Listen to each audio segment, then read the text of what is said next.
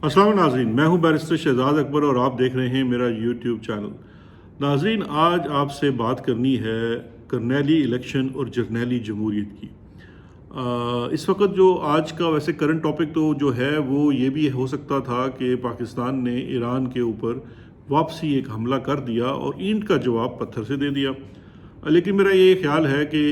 इसके ऊपर काफ़ी सारे लोग बात भी कर चुके हैं और इस पर अब कुछ ख़ास तबसरा नहीं हो सकता माँ सिवाय एक आधे मिनट के तबसरे के, कि मैंने कल भी अर्ज़ की थी कि देखिए इस चीज़ के ऊपर कौम की तो चले ज़रूर ये ख्वाहिश होगी और दिल करेगा कि जी हम ईंट का जवाब पत्थर से दें, लेकिन पाकिस्तान को यूज़ ऑफ फोर्स करने से पहले बहुत सारी चीज़ों को मद्देनज़र रखना होगा और रखना चाहिए, जिसमें हम किसी भी किस्म के किसी और के कॉन्फ्लिक्ट का हिस्सा ना बन जाएं। जो इस वक्त पाकिस्तान की फ़ौज ने फ़ैसला किया और स्ट्राइक बैक की, ये ज़रूर पाकिस्तान के आम आवाम और कौम की जो एक जज्बाती उमंगें हैं उसके तो मुताबिक है। स्ट्रेटिजिकली ये बात कितनी मुनासिब है और नहीं है ये आने वाले दिन तय करेंगे, क्योंकि यकीन जानिए ईरान के अंदर भी कोई सेन क़यादत नहीं बैठी हुई, और अगर ये वहाँ से एस्केलेशन मज़ीद हुई तो पाकिस्तान इस वक्त एक खा मुखा के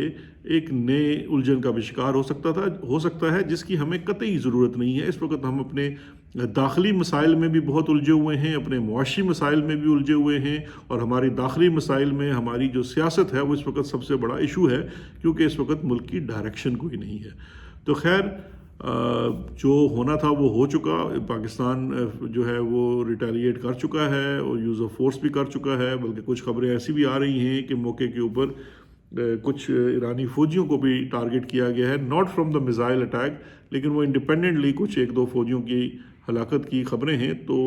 दुआ यही है कि ये बात जो है, ये पैगाम ईरान तक पहुंच जाए कि पाकिस्तान के साथ ऐसी हरकतें नहीं की जा सकती और बात यहीं ख़त्म हो जाए। अब हम आते हैं डोमेस्टिक फ्रंट की जानिब वापस। डोमेस्टिक फ्रंट के अंदर जैसे मैंने कहा कि आज का जो टॉपिक है वो करनेली इलेक्शन और जरनैली जमहूरियत का है। करनेली इलेक्शन में इसको क्यों कह रहा हूँ कि इस वक्त तमाम मुल्क में जो इलेक्शन और इसकी कार्रवाई है, ये कंपनी बहादुर के अफसरान जो हैं वो उसको माइक्रो मैनेज कर रहे हैं और उसको बाकायदा तौर पर कोरियोग्राफ्ट कर रहे हैं। कोरियोग्राफ मैं इसके कह रहा हूँ कि इस हद तक पेनिट्रेशन है सोसाइटी के अंदर कि इवन किस जमात के अंदर कौन उम्मीदवार टिकट लेगा, ये सिर्फ पाकिस्तान तहरीक इंसाफ नहीं है, मुस्लिम लीग नून भी है, पीपल्स पार्टी किसी हद तक कम है क्योंकि वो बड़ा अच्छा खेलती है, वो उसका इन तमाम सियासी जमातों में से सबसे ज़्यादा एक्सपीरियंस है कंपनी बहादुर के साथ आंख मचोली का। तो वो थोड़ा उनकी मैनेजमेंट और हैंडलिंग, और चूँकि उनके कुछ मसाइल और हैं तो इसलिए वो ज़रा कर लेते हैं। लेकिन नून लीग हो गया, जैसे पंजाब का मैदान है, नून लीग, IPP, PMLN, PMLNQ जो होती थी, MQM, ये तमाम वो सियासी जमातें हैं जिनके अंदर उनके उम्मीदवार भी कौन होंगे इस इंतखाब में, इसका फ़ैसला भी करनैल साहब कर रहे हैं। और फिर उसके बाद इलेक्शन कमीशन ने क्या करना है, इलेक्शन ट्रिब्यूनल ने किसके कागजात रद्द करने हैं, किसके कागजात एक्सेप्ट करने हैं, इलेक्शन कमीशन ने किस शख्स को कौन सा इंतखाबी निशान देना है, चीफ इलेक्शन कमिश्नर ने क्या करना है, चीफ जस्टिस ऑफ पाकिस्तान ने क्या करना है, इन तमाम चीज़ों का फ़ैसला कंपनी बहादुर के यही करनैल साहब कर रहे हैं मुख्तलिफ सतहों पे। कोई इस्लामाबाद बैठा है, कोई पत्तों की बैठा है, कोई लड़काने बैठा है, कोई जड़ा वाला बैठा है, लेकिन हर जगह यही एक दुकान है जिसके आगे ब्रांच में जो भी बैठा हुआ है वो ये तय कर रहा है। तो लिहाजा अगर मैं इसको आज करनेली इलेक्शन कह रहा हूँ तो इसमें कोई बात अबस नहीं होगी। दो शहादतें और भी डाल लें। एक तो शहादत है जस्टिस अतर मिनल्ला साहब की। उन्होंने अपने फ़ैसले में जो इमरान खान साहब से मुतल्लिका फ़ैसला था बेल का, उसमें वाज़े तौर पर लिख दिया था कि रियल डेमोक्रेसी के अंदर रियल इलेक्शंस क्या होते हैं और शैम इलेक्शंस क्या होते हैं। और शैम इलेक्शन की जो उन्होंने निशानियां अपने 4 सफ़ाती नोट के अंदर लिखी थी वो इस वक्त मौजूदा निज़ाम के अंदर आपको मुकम्मल तौर पर नज़र आती हैं। उसके बाद अब ये जब करनेली निज़ाम है, इस करनेली निज़ाम का मकसद क्या है? देखिए, मैं इस बात के ऊपर जितना इसको देखा है, सोचा है, ऑब्ज़र्व किया है, लोगों से बात की है, रिसर्च की है, हालात का रुख देखा है, हवाओं का रुख देखा है, तो मुझे ये नहीं लगता कि ये जो करनेली इलेक्शन है ये नवाज शरीफ के लिए या किसी और की सेहत के लिए या जिनको नाअहली से बहाल कराया जैसे जहांगीर तरीन साहब वगैरह हैं, ये उनके लिए नहीं है। ये असल में है जरनैली जमहूरियत के लिए भी, जिसको एक बड़े साफ़ सुथरे और کلین لفظوں میں انگریزی میں ہائبرڈ رول بھی کہا جاتا ہے، ریسنٹلی اس ٹرم کی استعمال ہوا ہے، لیکن میں اس کو جرنیلی جمہوریت کہنا چاہوں گا، کیونکہ اردو میں یہ ٹرم ذرا زیادہ اچھی لگتی ہے۔ جرنیلی جمہوریت کیا ہوتی ہے جناب؟ جرنیلی جمہوریت وہ ہوتی ہے جس کے لیے ابھی میدان سجایا جا رہا ہے، یعنی کہ اس وقت آپ جانتے ہیں کہ ضلع سطح تک بھی ایٹ لیسٹ میجر لیول کا بھی ایک افسر ہوتا ہے جو کمپنی بہادر کی طرف سے چیزیں مینیج کرتا ہے، اس کا رابطہ وہاں کے ڈی پی او سے، ڈی سی او سے، سب سے ہوتا ہے، وہی انسٹرکشنز پاس آن کرتا ہے۔ جو ہماری سول بیوروکریسی ہے وہ اتنی ایکسپیرینس ہو چکی ہے کہ وہ سیاستدانوں کے ساتھ اپنا میل ملاپ رکھنے کے ساتھ ساتھ ٹوٹل فرما برداری جو ہے وہ کمپنی بہادر کی بھی کرتی ہے، کیونکہ ایک چیز اس کو یہ بھی سمجھ لگ گئی ہے کہ سیاستدان وقت کے ساتھ بھی بدلتے رہتے ہیں، لیکن کمپنی بہادر جو ہے وہ بھی اس کا بھی ایک تسلسل ہے اقتدار کے ایوانوں میں۔ اور اگر اب تو پچھلے زمانے میں شہباز شریف اتنا ظلم کر گئے کہ وہ یہ اختیار دے گئے ہیں آئی ایس آئی کو کہ جتنے سویلین آفیسرز ہیں ان کی جو ترقیاں ہیں، ان کے جو پروفیشنل ڈیولپمنٹ ہے، اس کے اندر بہت کلیدی کردار ہوگا آئی ایس آئی کی رپورٹس کا، تو لہٰذا اب تو ان کی فرما برداری کمپنی بہادر کی 100% بنتی ہے، اور وہ بھی ان کی فرما برداری کرتے ہیں۔ اب یہ جو نظام ہے وہ اس لیے ہے کہ جرنیلی جمہوریت قائم کی جا سکے۔ جرنیلی جمہوریت میں کیا ہوگا کہ آن دا فیس آف اٹ جو چہرہ ہوگا وہ تو شاید کسی جمہوری شخص کا ہوگا، کسی جمہوری جماعت کے شخص کا ہوگا، لیکن پیچھے اقتدار اور اختیار جو ہے وہ اسی جرنیل کے پاس ہوگا جو اس وقت انچارج ہے۔ اس وقت جو میرے پاس خبر ہے وہ یہ ہے کہ جو مسلم لیگ نون کے ساتھ بہت زیادہ بارگین کی جا رہی ہے آنے والے سیٹ اپ میں، کہ جہاں 10 سے 15 کلیدی وزارتیں جو ہیں وہ کسی صورت مسلم لیگ نون کو نہیں دی جا سکتی، اس میں کمپنی بہادر کے جو چنندہ لوگ ہوں گے، منتخب لوگ ہوں گے، انہی کو ان عہدوں پہ بٹھایا جائے گا، جس میں سے ایک مثال فائنانس کے شعبے میں اس وقت جو اسحاق ڈار ہیں اس کے اوپر کوئی کمپنی بہادر کے جو لوگ ہیں وہ اتنے مطمئن نہیں ہیں، کیونکہ وہ یہ سمجھتے ہیں، یہ نہیں ہے کہ کوئی اسحاق ڈار بڑا جمہوری شخص ہے یا وہ ایسا شخص ہے جس کو کمپنی اور کسی وجہ سے پسند نہیں کرتی، ان کا یہ سوچنا اور یہ کہنا ہے کہ یہ والا جو ڈیزائن ہے یہ پرانا ہو گیا ہے، اور آج کی جو اکانومی کے چیلنجز ہیں وہ ان کا حل اسحاق ڈار کے پاس نہیں ہے، اور وہ کسی ٹیکنوکریٹ کو لانا چاہتے ہیں اس عہدے کے اوپر۔ اس کے ساتھ ساتھ کچھ اور وزارتیں ہیں۔ ایس ایف آئی سی سے متعلقہ خبر یہ ہے کہ جو نظام ہے وہ یہ چاہتا ہے کہ یہ والا سلسلہ برقرار رہے اور تمام اہم معاشی فیصلے جو ہیں ملک کے وہ اسی ایس ایف آئی سی کے فورم کے اوپر رہیں، یعنی کہ جہاں پہ وزیر اعظم سربراہی تو کرتا ہے لیکن وہ ڈمی کے طور پر رہے، اور اصل اختیار جو ہے وہ تارے والی سرکار کے پاس رہے۔ اب دیکھنا یہ ہے کہ اگر یہ ساری بارات نواز شریف کے لیے سجائی جا رہی ہے تو نواز شریف صاحب کس حد تک اس کے اندر بارگین کرتے ہیں اور ڈیلیور کرتے ہیں، کیونکہ ابھی تک کوئی کمپنی بہت زیادہ خوش نہیں ہے، کیونکہ حالیہ جو ٹکٹوں کی تقسیم ہے اس کے اندر بڑے سیریس کنسرنز ہیں، اور ہم آپ کو اپنے پچھلے ویلاگ میں بتا چکے ہیں کہ وہ کنسرنز بھی انہوں نے کنوے کیے ہیں ان پرسن۔ ایک شخصیت کو میاں صاحب کے گھر سے بلا کر انہیں اسپیشل جہاز بھیجا گیا نمبر 1 کا، اور اس میں وہ ان کو نور خان ایئر بیس پر لایا گیا، اور وہاں پہ اس کے بعد کچھ 4 گھنٹے کی میٹنگ ہوئی کسی ایک بڑے افسر کے گھر کے اوپر، اور وہاں پہ پھر یہ تمام چیزیں کنوے کی گئی، اور پھر اب آگے کی جو پلاننگ ہے اس کے اندر بھی بہت زیادہ جو ہے وہ انسسٹ کیا جا رہا ہے کہ یہ ابھی سے طے کر لیا جائے۔ اچھا، وہ جو یہ طے کرنے کے عمل ہیں اس کے اندر جو کردار ہے شہباز شریف کا وہ آپ جانتے ہیں، مجھے کچھ بتانے کی ضرورت نہیں ہے، وہ تو اپیزمنٹ والا ہے، وہ بڑا ساتھ چلنا چاہتے ہیں، لیکن بڑے بھائی صاحب اڑی کر رہے ہیں جو ان کے بھی نیچر کا حصہ ہے، اور بالآخر اگر کل وہ وزیر اعظم بنتے ہیں تو یہ نہیں ہو سکتا کہ وہ اپنا اختیار وہ دوسرے کسی کو اور کو دے دیں، اور یہ ایک بہت بڑی وجہ بھی بن سکتی ہے اس وقت چیزوں کو۔ اور اسی چیز کو سامنے رکھتے ہوئے جو اس کے ساتھ دوسری خبر ہے یہ بھی گراؤنڈ ریالٹیز کے اوپر مبنی ہے کہ کسی صورت مسلم لیگ نون کو یا نواز شریف کو واضح اکثریت نہیں دی جائے گی آنے والے الیکشنز کے اندر۔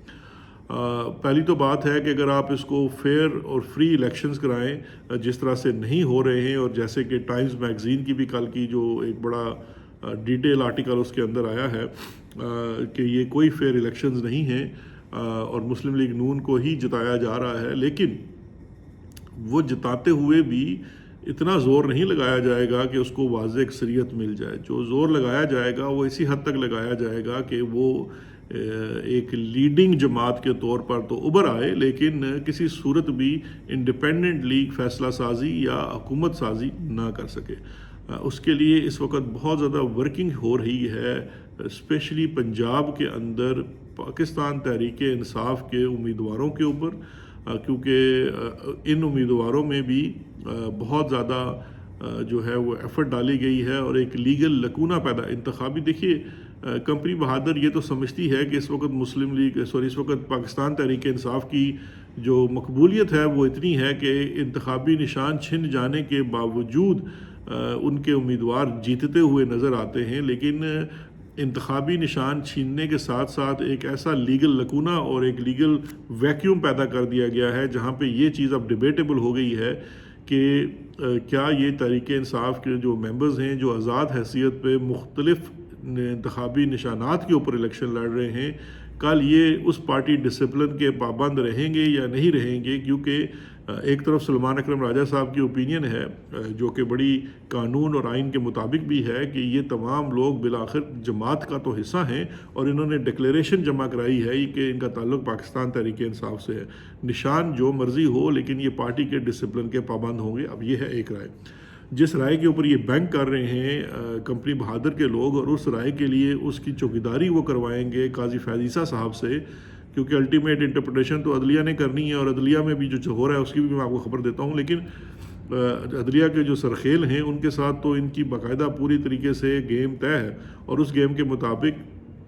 جو وہ انٹرپریٹیشن دیں گے وہ یہی ہوگا کہ جی کہ الیکشن میں اپنی حلف برداری سے پہلے یہ جو لوگ آزاد حیثیت میں، چونکہ اب ان کو الیکشن کمیشن نے آزاد تصور کیا تھا، لہٰذا یہ اب پارٹی جوائن کر سکتے ہیں. اب وہ چاہے پاکستان تحریک انصاف جوائن کریں یا کوئی اور جوائن کریں. یہ دوسرے والا ویو ہے جس کو کسی طریقے سے انسرٹ کرنے کی کوشش کی جائے گی جو کمپنی بہادر کے بینیفٹ میں آ سکتا ہے. یہ وہ موقع ہے جہاں پہ لوٹ مار کی جائے گی پاکستان تحریک انصاف کے الیکٹ ہوئے آزاد ممبران کو، کوشش کی جائے گی اچکنے کی، لیکن ان کو پارک ہے جو مسلم لیگ نون میں نہیں کیا جائے گا، ان کو آئی پی پی میں پارک کیا جائے گا. اور اس کے لیے کمپنی کا ایک اور فیکشن، یہ دیکھ رہے ہیں کمپنی کے اندر سب سے بڑی بات یہ ہے کہ ان کے اندر کمپارٹمنٹلائزیشن بڑی ہے. کمپارٹمنٹلائزیشن کا مطلب یہ ہے کہ بڑی کمپنی ہے، جسے کہتے ہیں نا ایک بہت بڑی کمپنی جسے وہ آپ کہتے ہیں کہ جی ملٹی بلین ڈالر کمپنی ہے، تو اس کمپنی کے اندر مختلف شعبے ہیں اور ہر شعبہ اپنی لائن کے مطابق کام کرتا ہے، بے شک وہ ایک دوسرے کے خلاف کام کر رہے ہوں. یہ ہے اس وقت اصل میں جو ہے نا ان کا فارمولہ ہے. تو اس وقت ایک کمپنی کا پورا نظام جو ہے وہ پاکستان مسلم لیگ کو ہر حلقے سے کامیاب کروانے میں لگا ہوا ہے، لیکن اس کمپنی کا ایک اور حصہ جو ہے وہ کچھ اور لوگوں کو بھی کامیاب کروانے کے اوپر کام کر رہا ہے اور انہیں بھی میدان میں رکھے ہوئے ہے. کیونکہ سارا اگر اختیار اور ہر چیز ایک پلڑے میں چلی گئی تو پھر جو ڈیوائیڈ اینڈ رول کی پالیسی ہے وہ ناکام ہو جائے گی. تو لہٰذا جو گیم پلان ہوتا ہے وہ اس طرح سے ہوتا ہے کہ ٹھیک ہے اگر آپ نے 100 105 10 ممبران نون لیگ کے جتانے ہیں تو آپ نے پی ٹی آئی کے بھی ایک خاطر خواہ نمبر جتوانا ہے جس کو کل آپ نے توڑنا بھی ہے. پی ٹی آئی کو کمپلیٹلی ختم نہیں کرنا ہے اسمبلی میں سے، اس کو 30 35 40 50 لوگوں کے ساتھ چھوڑ دیا جائے گا اور اس کے اوپر جو بھی مال آئے گا اس کو لوٹا جائے گا اور پھر اس کو جسے کہتے ہیں کہ وہ مال غنیمت کی جانب اس کو کی طرح اس کو بانٹا جائے گا. اور یہ زیادہ تر کی پارکنگ آئی پی پی میں ہوتی نظر آتی ہے. ویسے اس کا دعویٰ ابھی یہ وہ چوہان صاحب بھی کر چکے ہیں کہ جی یہاں سے بہت سارے لوگ کل الیکشن جیتنے کے بعد ہمارے ساتھ شامل ہوں گے. تو یہ بھی کچھ ایک اور سوچ اور ایک اور ٹیم کی ڈائریکشن کی انڈیکیشن دیتی ہے. تو یہ اس وقت کرنیلی الیکشن اور جرنیلی جمہوریت کی جو ساز باز ہو رہی ہے اس کی کہانی ہے. اچھا اب اس کے اندر دوسری جانب جو ورکنگ ہو رہی ہے اور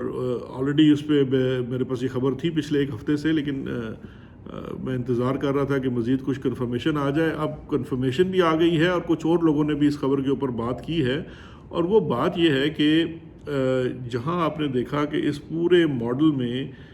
جو ایک کانٹا یا ایک رکاوٹ ہو سکتی تھی وہ کچھ ٹاواں ججز ہیں جو کبھی کبھار اسکرپٹ سے ہٹ کر کوئی فیصلہ دے دیتے ہیں، جس کی وجہ سے کمپنی کے پلانز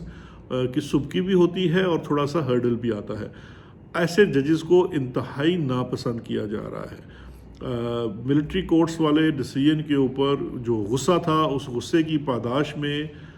جسٹس اعجاز الاحسن صاحب کو فارغ کیا گیا ہے۔ اسی طرح سے کچھ اور ججز بھی ہیں جن کے اوپر شدت کے ساتھ پریشر بھی جاری ہے اور ورکنگ بھی کی جا رہی ہے کہ ان سے استعفے دلوائے جائیں۔ یہ خواہش سننے میں آیا ہے، مبینہ طور پر چیف جسٹس صاحب کی بھی ہے، اور اس سے پہ وہ کافی خوش پائے جاتے ہیں، اور یہ ان کو اپنے رستے میں وہ رکاوٹ سمجھتے ہیں کہ یہ لوگ جو ہیں میرے مائنڈ سیٹ سے ہٹ کر ہیں تو انہیں گھر چلے جانا چاہیے، کیونکہ آپ ان کی طبیعت کو تو جانتے ہیں کہ وہ اپنا مخالف اور مخالفت برداشت نہیں کرتے، وہ چاہے کوئی بھی ہو۔ اس میں جو میرے پاس نام آئے ہیں وہ میں شیئر نہیں کرتا، لیکن میں آپ کو تعداد بتا دیتا ہوں۔ سپریم کورٹ میں 3 سے 4 ججز کے اوپر کام کیا جا رہا ہے کہ ان سے استعفیٰ دلوایا جائے، جن میں سے 2 سینئر ججز میں جو ہیں ان میں سے ایک جج نے تو بڑا پوائنٹ بلینک انکار بھی کر دیا ہے کہ میں استعفیٰ نہیں دوں گا، آپ نے جو کرنا ہے ریفرنس لے کے آنا ہے، لے آئیے، کر لیجئے، میں استعفیٰ نہیں دوں گا۔ اسلام آباد ہائی کورٹ میں جو ڈیمانڈ ہے وہ 4 ججز کے استعفے کی ہے، کافی بڑی ڈیمانڈ ہے، کیونکہ اسلام آباد ہائی کورٹ بہت ریلیونٹ ہے، زیادہ تر پٹیشنز یہاں فائل کی جاتی ہیں، عمران خان صاحب کے سارے کیسز اڈیالہ میں چل رہے ہیں، ان کی اپیلیں، ان کی پٹیشنز وہ بھی یہاں آتی ہیں، اور وہاں کے جج جو ہیں اس وقت لائن ٹو نہیں کر رہے ہیں، لہٰذا تاکہ وہ بیچارے جو ہیں وہ کوئی بہت زیادہ وہی انقلابی نہیں ہیں، لیکن ایٹ دا سیم ٹائم وہ لائن جو ہے جو کہ اتنی اللیگل ہے، اتنی آؤٹ آف لائن ہے کہ اس کو ٹو کرنا ممکن ہی نہیں ہے، تو اس لیے یہ بھی غصہ ان کے اوپر ہے، اس لیے ان کے بھی 4 کے نام ہیں، منیمم 4 ہیں جن کو فارغ کیا جائے، اور پشاور ہائی کورٹ سے 3 کی ڈیمانڈ ہے۔ یہ استعفوں کے اوپر کام ہو رہا ہے۔ بارز اس موقع پر جو ایک سمجھا جاتا ہے کہ روک سکتے تھے ان چیزوں کو، وہ نہیں روک رہے ہیں۔ بارز اس وقت جو ہیں اس کے اندر اپنی پالیٹکس کی وجہ سے اور کچھ لوگوں کے گندے کردار کی وجہ سے، جو وکلاء حضرات جو بڑے بڑے نام ہیں، ان کی وجہ سے یہ جو بارز ہیں وہ اپنے جوڈیشری کی جو اصل اساس ہے، جو انڈیپینڈنس آف جوڈیشری ہے، اس کا ساتھ نہیں دے رہے ہیں، اور وہ اس تمام چیزوں کو چھوڑ کر ساتھ دے رہے ہیں کمپنی بہادر کا، اگلے آنے والے نظام کا، جرنیلی جمہوریت کا۔ تو خیر یہ اس وقت اس کا جو اس وقت اسکیم آف تھنگز ہے اس کا ایک خلاصہ ہے۔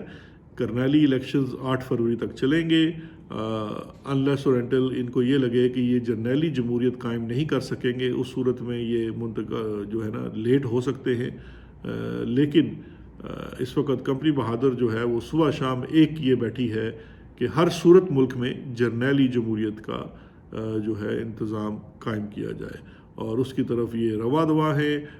ہرڈلز ضرور آ رہی ہیں، جوڈیشری کی جانب سے ہرڈلز ہیں، کچھ میڈیا ہے، انٹرنیشنل میڈیا ہے، لیکن ان سب کا جو ہے وہ بندوبست بھی ساتھ ساتھ کیا جا رہا ہے، جس طرح سے کل آپ سے بات کی تھی کہ FIA والا بھی وہ ایک پورا سلسلہ شروع کر دیا گیا ہے، جہاں پہ سوشل میڈیا اور آزاد جرنلسٹ، اس میں کچھ جس طرح میں نے آپ کو ججز کی لسٹ بتائی ہے، کچھ جرنلسٹ کی لسٹ بھی تیار ہے جن کو آنے والے روزوں میں، ایام میں اٹھایا جائے گا اور ان کو پھر غائب کر دیا جائے گا تقریباً 10 فروری تک۔ تو یہ تھا جناب آج کا ویلاگ۔ آپ کو اگر میرے توجیہ تبصرے پسند ہوں تو سبسکرائب ضرور کیجیے گا، جس سے ہماری ریچ انشاءاللہ بڑھے گی، اور اپنی بات کا سلسلہ جاری رکھیں گے، اور آپ کو آزاد روز بیلاگ تجزیے سے آگاہ کرتے رہیں گے۔ اپنی رائے سے بھی ضرور آگاہ کیجیے گا۔ اپنا بہت خیال رکھیے گا۔ شکریہ اور خدا حافظ۔